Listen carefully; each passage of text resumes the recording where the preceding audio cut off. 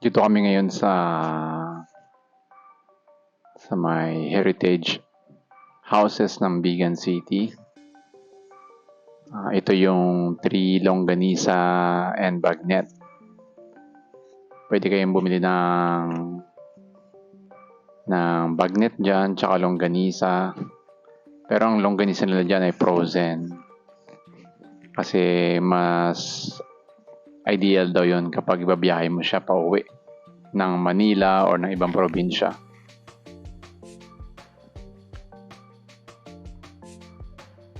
Dito sa kanan, nandito yung Hotel Felicidad.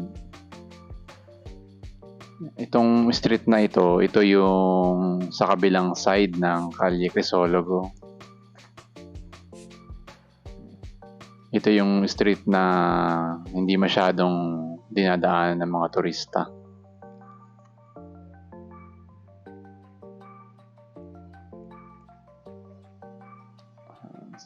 Mga 7:30 AM ng umaga. Kaya walang masyadong tao sa kalsada. Ngayon si Madam, nagpupunas ng sasakyan niya.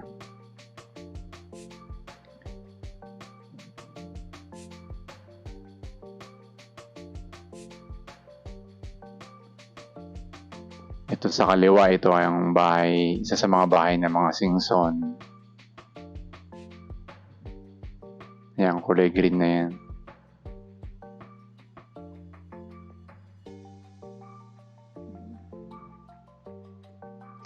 So, itong mga kalye sa paligid ng Calle Crisologo, ginawa nila lahat to na cobblestone.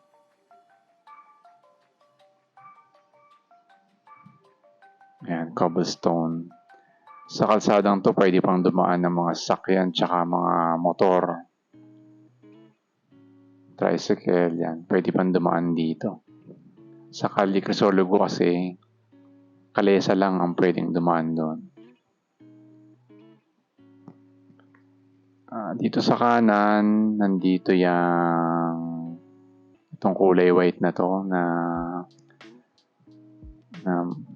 magandang building. Yan ang Hotel Luna. Isa yan sa mga sikat na hotel dito. Malaking loob niyan, tapos meron niyang swimming pool sa loob. Ito namang hotel sa Cedo de Bigan, yung katapat ng Hotel Luna.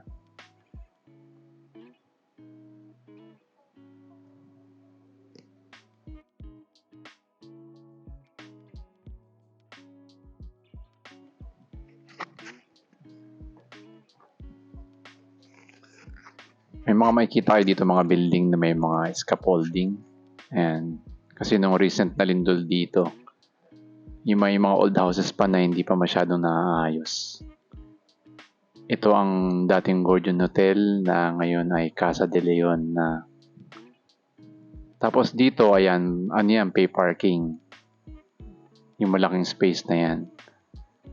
Dito kayo sa Bigan, pagka peak season na, napakadaming sasakyan, napakadaming turista. Tapos wala kang mahanap o mahirap humanap ng paradahan. Kaya isa yun sa mga pwedeng paradahan dito, yung pay parking na yun. Malaki kasi yung loob nun.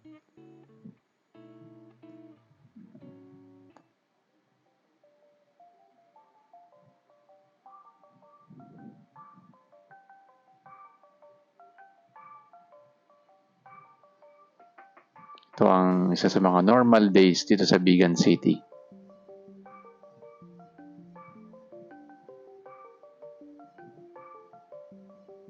Off-peak, kaya wala pa masyadong tao. Maluwag pa yung mga kalsada.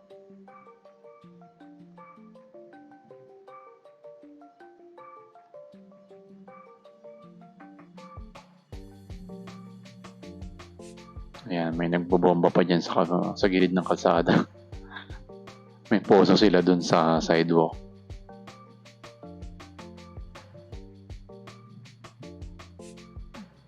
Ayan, may souvenir shop na rito.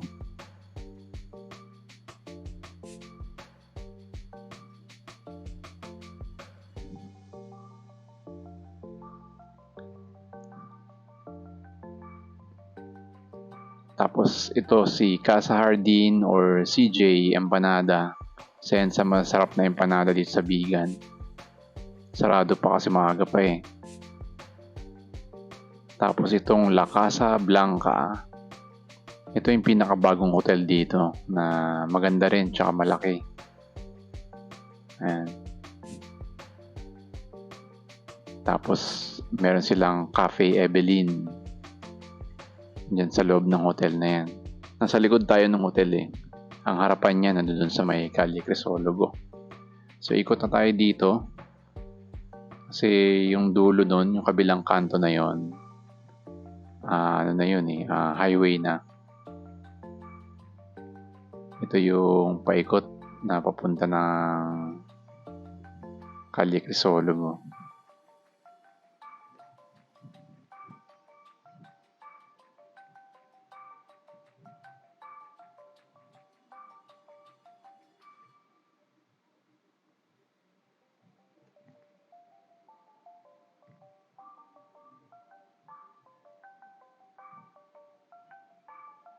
At ito na ang very famous na Calle Crisologo.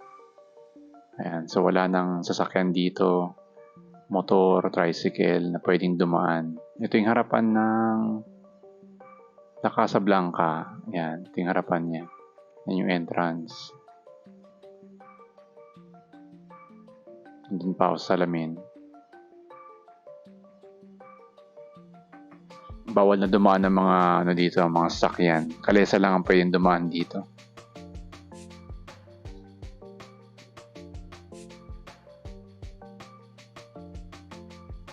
Ayan, si Kuya, nakaupo. Inaalok kami ng tour.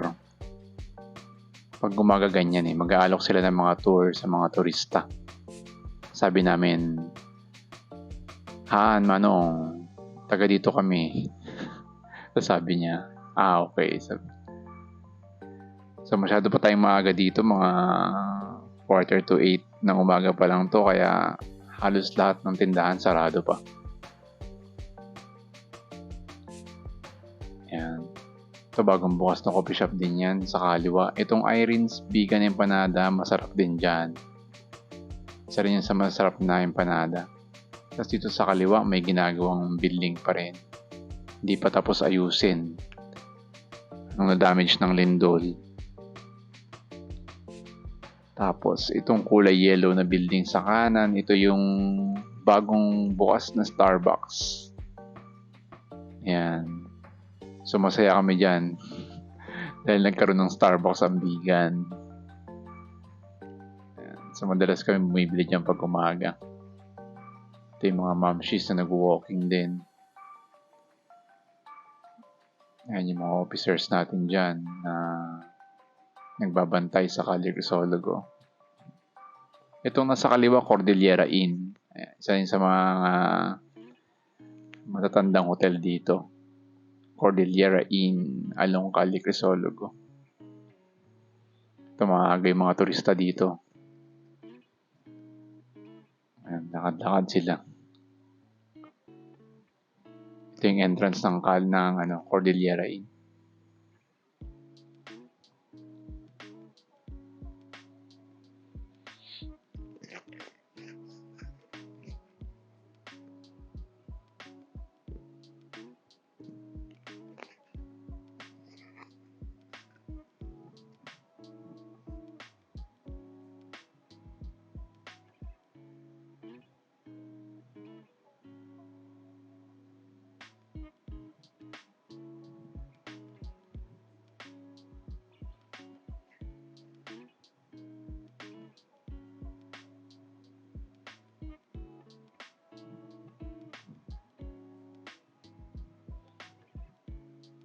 Ito yung Escoltas Homey Lodge sa kanan.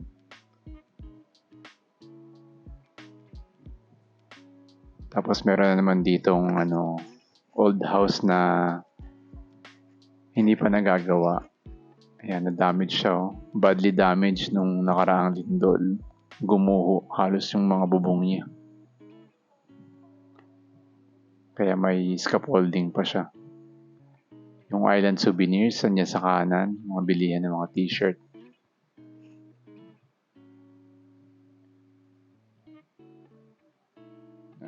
Tapos ito ang Mang Inasal, nasa right side na uli.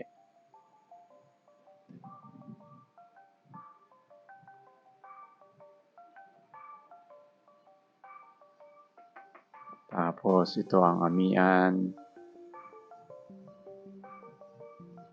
Coffee Shop. Tapos after nyan, sa left yung Max's Restaurant. Bali, ito na yung pinaka-start ng Calicasolo. Kasi galing kami dun sa dulo eh. Ito na yung pinaka-harapan niya. Yun yung green na bubong yung simbahan.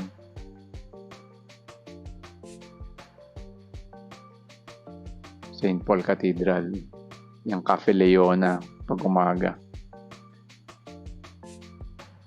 Tapos iikot tayo dito sa kabila uli. Andito ang Señorita Dulce, Marcia's, ang famous na bibingka ng Marcia's, at ang 1995 Studio Cafe.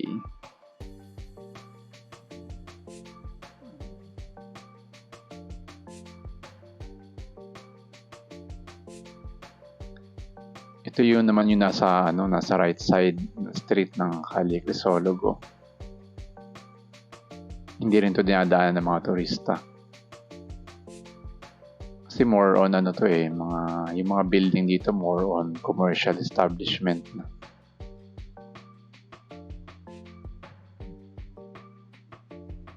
Karamihan sa street na to mga hardware. Andito sa right side yung bagong Mercante. Tapos ito yung Maybigan Home Hotel. Ang kanilang engranding Christmas decoration.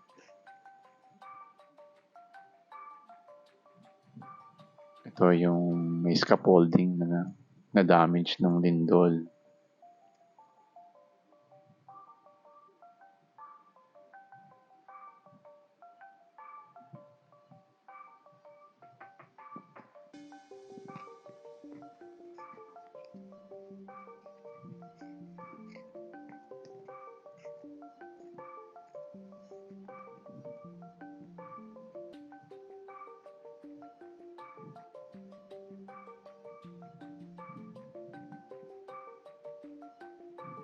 Ito namang nasa right side ang West Lock Park Hotel.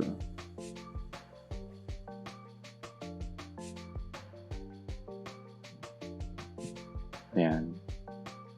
Bakanting lote dyan sa kanan ay ang parking lot ng Westlock. Buti pa tong Westlock may parking space no? Kasi sobrang sikip na mga street dito. Ang karamihan ng mga hotels dito walang paradahan eh. Kaya yung may mga dalang sasakyan dito. Sa tabi lang ng kalsada pumaparada.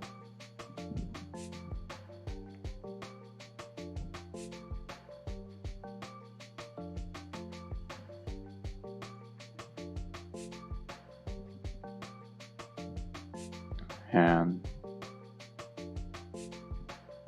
Itong area na to mga hardware stores, mga construction supply.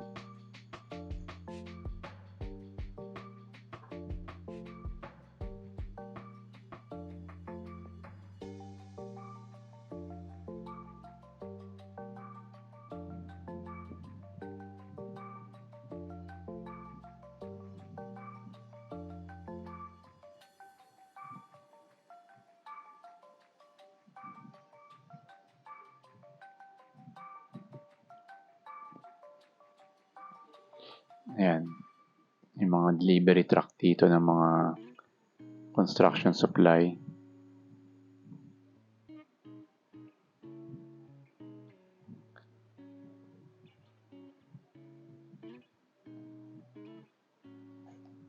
Tapos ito sa kanan, ito yung maganda rin itong hotel na to eh. Ayan, Fernandina Hotel.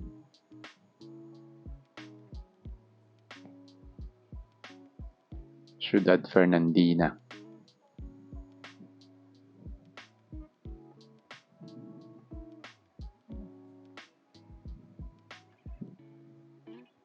So, ito na yung dulo nung dulo nung kabilang street ng Calle Crisologo. Ayan, yung kabilang kanto na yun, yung highway na yun, papuntang Palengke.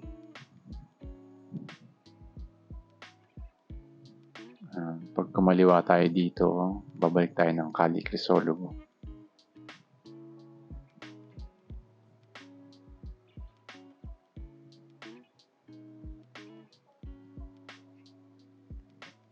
At dito na po natatapos ang video. Maraming salamat po sa panonood.